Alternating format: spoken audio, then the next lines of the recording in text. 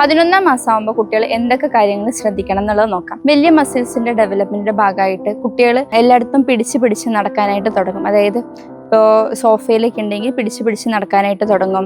അതുപോലെ തന്നെ പിടിച്ച് കുനിഞ്ഞ സാധനങ്ങൾ എടുക്കാനായിട്ട് ട്രൈ ചെയ്യുന്നതാണ്.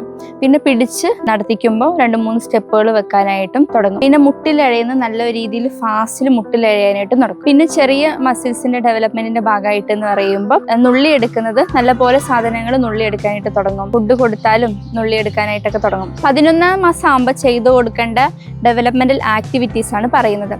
അപ്പം മെയിനായിട്ട് ഈ ഒരു ടൈമിൽ മാക്സിമം കുട്ടീനെ പിടിച്ച് നടത്തിക്കാനായിട്ട് തുടങ്ങുക, അതുപോലെ തന്നെ പിടിച്ച് നിർത്താനായിട്ട് തുടങ്ങുക. ഈ ഒരു ടൈമിൽ നമ്മൾ പിടിച്ച് നടത്തിക്കുമ്പോൾ സ്റ്റെപ്പ് എടുത്ത് വെക്കാണ്ട് കാല് ഡ്രാഗ് ചെയ്ത് സ്റ്റെപ്പുകൾ എടുത്ത് വെക്കുകയാണെങ്കിൽ കുട്ടികൾക്ക് ഈ ഒരു ടൈമിൽ വാക്കർ ഇൻട്രൊഡ്യൂസ് ചെയ്യാവുന്നതാണ്. പുഷ് വാക്കർ പോലെയുള്ളത്, റൗണ്ട് വാക്കർ അല്ല, പുഷ് വാക്കർ പോലെയുള്ള ട്രഡീഷണൽ വാക്കേഴ്സാണ് കുട്ടിക്ക് ഈ ഒരു ടൈമിൽ കൊടുക്കേണ്ടത്. ഇപ്പോൾ 10 മന്ത് ആകുമ്പോഴും കുട്ടി പിടിച്ച് നടക്കുകയാണെങ്കിൽ ആ സമയത്ത് നമുക്ക് ഇൻട്രൊഡ്യൂസ് ചെയ്യാം. കുട്ടി എപ്പോൾ തൊട്ട് നമ്മുടെ ഫോഴ്സ് ഇല്ലാതെ പിടിച്ച് നടക്കാനായിട്ട് തുടങ്ങുന്നു അപ്പോൾ നമുക്ക് വാക്കർ ഇൻട്രൊഡ്യൂസ് ചെയ്യാം കേട്ടോ. പിന്നെ ഈ പിടിച്ച് നിർത്തിയിട്ട് പയ്യെ സ്ലോയിലി കുനിഞ്ഞ് സാധനങ്ങൾ എടുക്കുന്നത് പോലെയുള്ള ആക്ടിവിറ്റീസ്, ഇപ്പം എവിടെയും പിടിച്ച് നിർത്തി ടോയ്സ് ഗ്രാജുവലി താഴെ കാണിച്ചു കൊടുത്ത് എടുക്കാൻ വേണ്ടി അറ്റംപ്റ്റ് ചെയ്യുന്ന പോലെ ആക്ടിവിറ്റീസ് നമുക്ക് ചെയ്യിപ്പിക്കാം. പിന്നെ കൈയിൻ്റെ മെയിനായിട്ടും ഈ ഒരു സമയത്ത് നമുക്ക് റിങ്സ് പോലെയുള്ളത്, സ്റ്റാക്കിങ് റിങ്സൊക്കെ പുറത്തേക്ക് എടുക്കുന്നത് നമുക്ക് കുട്ടിയെ കൊണ്ട് ചെയ്യിപ്പിക്കാം.